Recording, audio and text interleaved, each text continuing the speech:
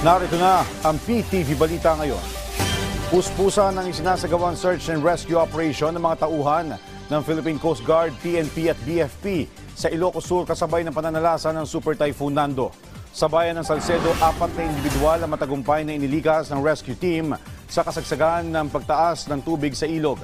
Ayon sa Coast Guard, natrap ang 4 na individual nang biglang tumaas ang tubig kasabay ng walang tigil na pag-uulan sa lugar.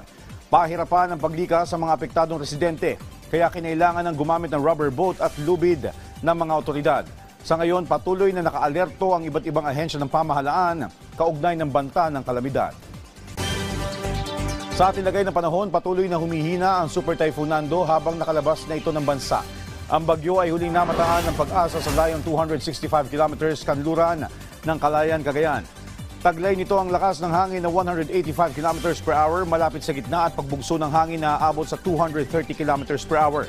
Ito ay kumikilos ng pakanluran sa bilis na 20 kilometers per hour. Nakataas ang signal number 3 sa Ilocos Norte, northwestern portion ng Apayao at northwestern portion ng mainland Cagayan. Kasama na ang western portion ng Babuyan Islands. Signal number 2 naman sa Batanes, nalalabing bahagi ng Babuyan Islands, northern at central portions ng Cagayan, Apayao, Abra, Kalinga, western portion ng Mountain Province, northern portion ng Benguet, Ilocos Sur at northern portion ng La Union. Habang signal number 1 sa nalalabing bahagi ng Cagayan, Isabela, Quirino, Nueva Vizcaya, northern at central portions ng Aurora, nalalabing bahagi ng Mountain Province, Ifugao, Benguet, La Union, Pangasinan, northern portion ng Zambales, northern at central portions ng Tarlac at northern at central portions ng Nueva Ecija. Habagat naman ang sanhi ng mga pag-uulan dito sa Metro Manila, Central Luzon, Calabarzon, Bicol Region, Mimaropa at Visayas.